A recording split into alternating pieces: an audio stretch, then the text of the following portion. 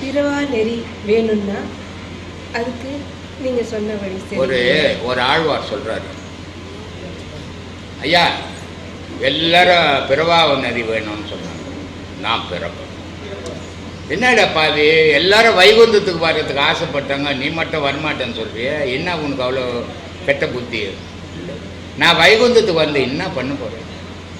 நான் இங்கிருந்து நான் இறைவா உனக்கு தொண்டு செய்வேன். அங்கே வந்தால் தொண்டு கூட செய்ய முடியும். அதனால் எனக்கு மரணம் இல்லாத பெருவாழ்வு வேணும். எல்லாரும் பிறவா நிலை வேணும்னா அவன் மரணம் இல்லாத பெருவாழ்வு வேணும். நான் உனக்கு தொண்டு செய்தேங்கண்ணா அதை ஸ்ரீரங்கத்தில் அப்படின்னு. அப்போ அவனுடைய குணம் பார்த்து இல்லையா, உயர்ந்த குணம் இல்லையா? அது மாதிரி மனிதன் பிறக்கணும். பிறக்கலைன்னா உலகம்னு ஒன்று இருக்காது. ஆனால் நீ பிறந்த பயனை உலகத்துக்கு சொல்லணும். அவன் தான் ஆறறிவு மனிதன். என் வீடு, என் வாழ்க்கை, என் பணம், என் சொத்து, என் பிள்ளை, என் குட்டின்னு வாழ்ந்தவன் வந்து ஒரு மிருகம். அவன் மனிதன் சொல்ல முடியாது. ஏன்னா அவன் 3 அறிவோடு வாழறவன். ஆனால் 6 அறிவுன்னு ஏமாத்தின்னுக்கிறான் இல்லையா? தாய் வயிற்றிலிருந்து முட்டி மோதி பலம் கொண்டு வந்து விழுந்தான், அது ஒரு அறிவு. குழந்தை எந்து உந்துன்னு வேற்றுமை இல்லாமல் வளர்ந்தான், அது ஒரு அறிவு. குறிப்பிட்ட காலம் வந்தோடனே என் மனைவி, என் வீடு, என் தாயின்னு வாழ்ந்தான், அது ஒரு அறிவு இல்லையா? அப்போ ஜீவனா பிறந்தான், சக்தியா பிறந்தான், ஜீவனா வளர்ந்தான், மனமா வாழ்ந்தான், பிணமா போயிட்டாமா இல்லை? அப்போ 3 அறிவில் வாழறான் மனுஷன். ஆனால் இவன் 6 அறிவுன்னு ஏமாத்துறான். 6 அறிவாக இருந்தான் மகான். 6 அறிவு இல்லாமல் இல்லை, 6 அறிவோடு இருந்தான், வாழ்ந்தான். அவனுக்கு என்ன எப்படி 6 அறிவு? மூலாதாரம், சுதிஷ்டானம், மணிப்பூரகம், அநாகதம், விசித்தி, ஆஜ்ஞை 6லையும் மூச்சு ஏங்குச்சு. அந்த 6லையும் ஏறுங்கும் போது 6 ஸ்தானமும் அறிவு சார்ந்த ஸ்தானங்கள். அந்த 6 அறிவும் இயங்கும் போது அவன் 6 அறிவு மனிதன் தான். அவன் குடும்பத்துக்காக வாழ, உலகத்துக்காக வாழ்ந்தான். ஆமா, இப்படிதான் எனக்கு தெரியுமா. ஒரு சாதாரண விஷயமா நினைச்சுங்க ஐயா. நீங்க மனுஷ பிறகுனா என்ன 3 அறிவோடு தான் எல்லாரும் வாழறாங்க. ஆனா மிகப்பெரிய ஆளுமையோட எல்லாத்தையும் துறந்து கடவுளுடைய அன்பையும் அதனுடைய கடவுள் காட்டுற வழியும் தேடுறவன் தான் 6 அறிவோட வாழ மனிதன் அப்படின்னு சொல்லியிருக்கீங்க. ரொம்ப பெரிய ஒரு உண்மையை நான் இன்னைக்கு உங்களால் உணர்ந்தேன். பல வீடியோக்களை சொல்லுவேன். 84,000 கோடி ஜீவராசிகள் உலகத்தில் இறைவன் உருவாக்கி, அந்த 84,000 கோடி ஜீவராசியிலையும் மனிதன் ஒருவன். ஆனால் இந்த 84,000 கோடி ஜீவராசிக்கு இறைவன் ஒருத்தங்கிறான் தெரியாது. ஆனால் இந்த மனிதனுக்கு மட்டும்தான் தெரியும். ஆனால் மதங்கள் வேற வாழலாம். எந்த மதத்தில் இருந்தாலும் ஒருத்தன் கடவுளை கும்பிட்டு தான் ஆகணும். கடவுளை கும்பிட்டாத ஒரு மனிதன் உலகத்தில் இருக்க முடியாது இல்லையா? ஒன்று நான் இல்லைங்க உருவங்களை கும்பிட மாட்டேன், சூரியனை கும்பிடுவேன், எதையோ ஒன்று கும்பிட்டாகணும். இல்லைங்க நான் இதெல்லாம் கும்பிட மாட்டேன், எங்கள் அப்பாவையும் எங்கள் அம்மாவையும் கும்பிடுவேன்மா. எதையோ ஒன்று நீ கும்பிட்டு தான் ஆகணும். கும்பிடாதும் ஒரு உயிரினம், மனித உயிரினம் கிடையாது இல்லையா? காரணம் என்ன அப்படின்னா, இந்த மனித உடலில் தான் இறைவனுடைய இயக்கத்தை உணர முடியும். இவனுக்கு மட்டும்தான் மூலாதாரம்ன்ற ஒரு பொருள் இருக்குது, மற்ற பிரியாணிகளுக்கு இல்லை. அதனால்தான் அதுக்கு மனம் இல்லை. உயிர் இருக்குது, மனம் இல்லை.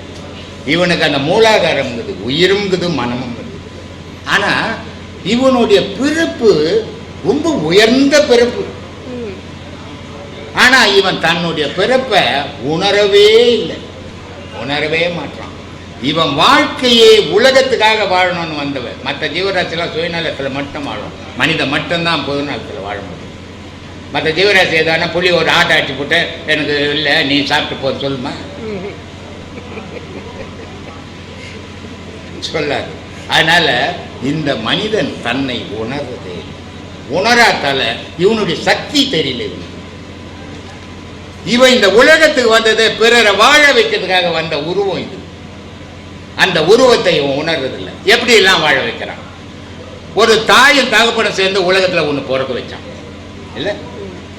ஆகாரங்கள் கொடுத்து உன்னை வளர வச்சான், பணங்களை சம்பாதிச்சு வாழ வச்சான் இல்லையா? எல்லாமே கொடுத்து கொடுத்து கொடுத்து கொடுத்து தான் வருது. கொடுக்காம மற்ற ஜீவராசிகளுக்கு வரும், உனக்கு மட்டும்தான் கொடுத்தே வரும். வேலை செய்தா சம்பளம் வாங்குவேன், ஒரு முதலாளி இருந்தால் விற்று பணம் வாங்குவேன், ஒரு தாயா இருந்தால் ஊட்டுவா புலி போய் புலிக்குட்டியே கொஞ்சோண்டு சாப்பிட்டு பச்சிருக்கிறேன்னு சொல்லுவான். சொல்லாது. அப்போ இந்த மனிதனுடைய இனம் என்ன அப்படின்னா கொடுத்தே பழக வேண்டிய இனம். ஆனா இவன் எடுத்தே பழகிறான்னு தவிர கொடுத்தே பழக மாட்டான். அதனால இவனுடைய சக்தி தெரியலம்மா, இல்லையா? இந்த பெண் ஒரு புனித பொருள். அது பெண் என்ற ஒரு பேர் இருக்குது, அது ஒரு புனிதமான பேர். 1000 ஆண்கள் இருந்தாலும் அழகுன்னு சொல்லுவானா யாரையாவது? ஒரு பெண்ணை அழகின்னு சொல்லுவான், இல்லையா? அப்போ பெண்ணு தான் உலகத்திலேயே சிறந்தவர். அந்த பெண்ணால் தான் இந்த உலகமே உற்பத்தி ஆகுது. அந்த பெண்ணால் தான் ஆகாரம் கிடைக்குது. ஆனால ஆகாரம் கிடைக்காது. என்கிட்ட ஒரு சீடர் வந்தார். அவங்க மாமியார் இருக்கிறாங்க, மாமனார் செத்து போயிட்டார். அவர் வரும்போதே என்ன கேட்டுன்னு வர, மேலே கிளாஸ் நடக்குது. அவர் கீழே இருந்து என்ன கேட்குறாரு, சாமி ஆம்பளைங்கெல்லாம் சீக்கிரம் செத்து போகிறாங்க, பொம்பளைங்கெல்லாம் ரொம்ப நாள் இருக்கிறாங்களே ஏமா அப்படின்னா. நான் யோசிக்கவே இல்லை. ஆம்பளைங்கெல்லாம் கொடுக்குறாங்க, பொம்பளைங்கெல்லாம் வாங்குறாங்க பாயிண்ட்டை. ஏன் சொல்கிறேன்னா, ஒரு ஆணுடைய கடமை உழைக்க வேண்டும். அதை கொண்டு வந்து பெண்ணுக்கிட்ட கொடுக்கணும். அந்த பெண் அந்த கொடுத்ததை பாதுகாத்து அந்த குழந்தைங்களை வளர்க்குற ஆற்றலுக்கு அது ஆணுக்கு வராது, ஒரு பெண்ணுக்கு தான் வரும்.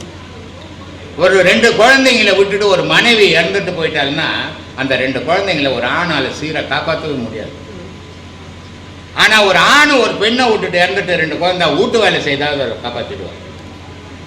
அப்போ இந்த பெண்ணுன்ற ஒரு பொருள் ஒரு புனித பொருள்.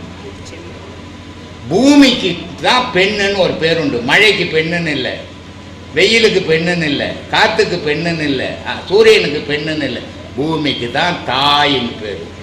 ஏன்னா தோன்றல் பூமின்னு ஒன்று இல்லைன்னா அது 4 இருந்தால் கூட இங்கே தோன்றது இல்லையா? அப்போ இந்த தோன்றலுக்கு காரணமான பொருள் பூமி. நீ தோன்றலுக்கு காரணமான பொருள் பெண். அதே நேரத்தில் தோன்ற பொருள் உணவு அருந்தி வாழறதுக்கு காரணமான பொருள் பூமி. பூமி இல்லைன்னா ஒரு பொருள் விளையாது, இல்லையா? அப்போ எது உன்னை உருவாக்குச்சு அதுவே உன்னை காப்பாற்றுது, இல்லையா? அதனால அது தாயின். எவன் உன்னை பெற்றாலும் அவளே பாலை கொடுத்து உன்னை காப்பாற்றுறான், அவளுக்கு பேர் தாயின் பேர், இல்லை? அப்போ பெண்ணுன்ற பொருள் உயர்ந்த பொருள். பெண்ணுன்ற பொருள் ஒரு புனிதமான பொருள். ஒரு கல்யாணம் ஆகி ஒரு மாப்பிள்ளை பொண்ணு வீட்டுக்கு போகிறாங்க, பாப்பா என் கொலை வேலைக்கு என்ன கூப்பிட்றான், சொல்லுமா? என் வீட்டு பொண்ணும் என் கொலை விளக்கு வாமா, இனிமேல் என் குடும்ப கௌரவம் உன் கையில் தான் மகன். அதுக்கெல்லாம் காலில் மெட்டி போட்டான். டெய்லி காலில் விழாதுடா, கல்யாணம் அன்னைக்கு 4 பேர் அறியா காலில் ஊந்துடு, உன் கௌரவத்தை காப்பாற்றிட்டு வந்துட்டா இந்த மெட்டி போட்டேன்.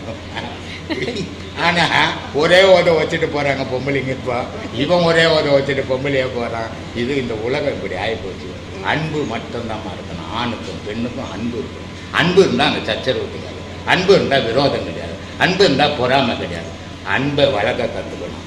பிள்ளைங்களை அறிவாலே வளரணும்னு ஆசைப்படணும் பெற்றவங்க. பணக்காரனாக வாழணும்னு ஆசைப்படக்கூடாது. பணக்காரனாக வாழணும்னு ஆசைப்பட்டால் அந்த பிள்ளைங்க கண்டிப்பாக கெட்டு போயிடும். இதமாக என் தீர்ப்பு. வணக்கம்மா.